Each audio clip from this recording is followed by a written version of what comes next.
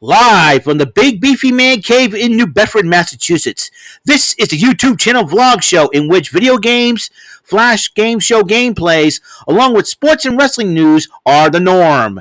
This is the YouTube channel vlog show of positivity, good times, and fun. This is Eric Lima Shenanigans of 1977. And now, here's the host of the show, the perpetrator of these shenanigans, Big Beefy E himself, Mr. Eric M. Lima. Ladies and gentlemen, boys and girls, thank you very much, Mr. Announcer, for that lovely intro. Well, hello there. It is Shenanigan Madness once again. Eric Lima Shenanigans of 1977, and this is episode number 238 of the show. What's going on, everybody? Hope everyone is having a very blessed, had a very blessed day today. I know it's a little rainy out there, a little yucky where I'm at, but we're getting down to it. You know, it's we're getting to the final road to Christmas. As you know, we are basically 8 days away, or a week from tomorrow, away from Christmas. Yay! And unfortunately, we brought 4 days away from winter. Boo! I don't like winter. Winter is my least favorite season. You know, fall comes from third, and spring comes in second. Summer, obviously, is my first favorite season. That's what I think about winter. Anyways, thank you for tuning in, ladies and gentlemen. And this is episode 238 of the show. And we're going to be talking about, like I said, what happened on AEW Rampage last night. Winter is coming, so to speak. And I got to tell you, this has been a lot of craziness been happening in wrestling. Let me tell you. Wrestling's been wild for 2022. As you know, we talked about Matt Riddle being suspended. We talked about Mandy Rose being fired from the WWE. But Sasha Banks is also done from the WWE as well. So she's probably going to go to New Japan / AEW when the new year begins, I think. So two women two prominent women in the women's division gone from the WWE, and I know that could be put a dent in the women's division, but then again, in the WWE, and I probably think I know why. You know, 2 words: Ronda Rousey. Anyways, that's all I got to say about that. So let's talk about AEW Rampage. It's kicked off with Jon Moxley and Sammy Guevara, and it was a bloody match. Moxley had his earring ripped out and then Sammy Guevara's like biting at it. His ears all busted up and bleeding, you know. Even Ty Mello, Sammy Guevara's wife. I'm like, these two are too psychotic. And despite all that, Moxley won the matchup. And then Jon Moxley decided, well, I'm going to call out Adam Page. And before you know it, Adam Page comes out and brawls with Moxley. Everybody's trying to separate these two. The Hangman Adam Page and Jon Moxley. These two having a rivalry, it's going to get ugly. Bowling shoe ugly, let me tell you. And Saraya addresses Britt Baker and Jamie Hayter and challenging them to a tag match, next month, with a mystery partner in tow. And would not be very surprised if Sasha Banks decided to sign with AEW and basically team up with Saraya. It will be very interesting. What names will she have? We don't know. So, FTR addresses the crowd about the guns. And FTR says, if we have to get by you guys to preserve our legacy, then so be it. Excuse me, my back is a little itchy. I think I saw my friend Jerome Latimer do this one time, because I think he had one too, I believe.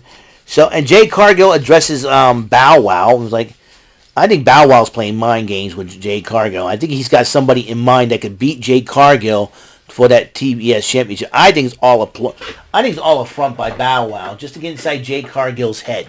That's what I'm personally thinking right now. It's all to get inside her noggin to the point where it make her feel, you know, invincible, like nobody can beat her, and then he pulls the ace up his sleeve, pulls a swerve, and has the woman that could defeat Jay Cargill. I think it's all a ploy. I think Bow Wow's playing some mind games with Miss Jay Cargill. Well, women's action, Sky Blue went 1-on-1 with Dr. Britt Baker, DMD, and Britt Baker did win the matchup. But then Baker and Rebel, along with Jamie Hayter, tried to attack Sky Blue after the matchup, and then Hikaru Shida about fed up with the bullying tactics of Baker, Hayter, and Rebel, and only a matter of time now. I think this coming Wednesday, I think, in the Holiday Bash, it will be. Let me make sure. I thought my zipper was down. All right. Yeah. Anyways, so Hikaru Shida will challenge Jamie Hayter for the AEW Women's World Championship. Jim Ross sat down interview with Preston Vance, and reason why he left the Dark Order to join up with Los Facción Ingobernables, and then he decided to diss Brody, Brody Lee's son, young Brody, and said that he's nothing but a spoiled brat. What? That guy, that kid. I can imagine what he's feeling right now, Brody Lee. I can't believe he would. And Preston Vance would say that about young little Brody Lee Jr. If the real Brody Lee was still alive, he would have busted Preston Vance up big time. Right? And Wardlow faced Exodus Prime. What a name. Exodus Prime, was he the newest Transformer? If he was a Transformer, Wardlow made scrap metal out of him. So, and then Wardlow ends up beating Exodus Prime. He calls out Samoa Joe. Samoa Joe decides to respond. I'm the king of television. Try and get me. I'll tell you one thing. Samoa Joe and Wardlow, let's get a collision course right there. Mark Henry interviewed the 8-man tag Best Friends and Dustin Rhodes and Kip Sabian, Trent Seven, Butcher, and Blade. Kip Sabian and his team were talking some trash, and then Best Friends didn't have the same thing, and then Mark Henry goes, okay, it's time for another talk. Time for the main event. And the main event, Best Friends and Dustin Rhodes versus the Butcher, the Blade, Kip Sabian, and Trent Seven. And guess what? It is Best Friends and Dustin Rhodes ended up winning the match. So that is so that was great to see. Danhausen, this is funny. During the interview, Danhausen kept on staring at Dustin Rhodes. It's like, too bad that Dustin Rhodes couldn't do his Goldust gimmick, because that would be Goldust and Danhausen would have been hilarious to see. You know, I guess like if Danhausen, or too bad that Danhausen wasn't signed with the WWE beforehand, before Dustin Rhodes, or Dustin. You know, if both men were signed with WWE, Goldust and Danhausen, Goldusthausen, and Dustin Rhodes did tweeted that he wanted to form a team with Danhausen called Dusthausen. It is the funniest thing ever, dude. I mean, seriously. In fact, Danhausen will team up with Chris Jericho in the Rock and Wrestling Rager on the cruise ship for the very first time and only time to face the Guns. That's going to be very interesting, a.k.a. the Ass Boys. So, that is, and that is it for right now, AEW Rampage. So, anyways, that is basically all the time we have on this great show. This great episode 238 of Eric Lima Shenanigans of 1977 AEW Rampage Winter is Coming episode from December the 16th as well. I did a live reaction with my friend Jordy Scow last night. It was pretty good. Next episode, we're going to talk about Tribute to the Troops, and I'm going to talk a little bit more about that. And there were only 3 matches on the card, so I figured I would take the time to talk about a lot of things about our troops and all that. That's the next episode, all right?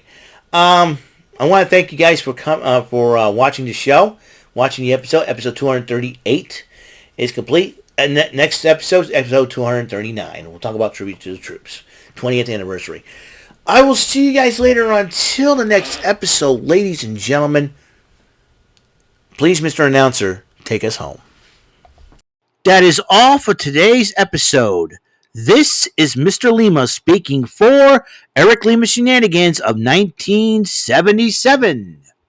A Big Beefy E, do it for Bob Saget Production, and in association with A Sweet Buffer Raving Dingleberry Telepictures and Distribution. Thank you for watching today's episode of the show. See you on the next episode of the show. Goodbye for now, and have a very blessed day.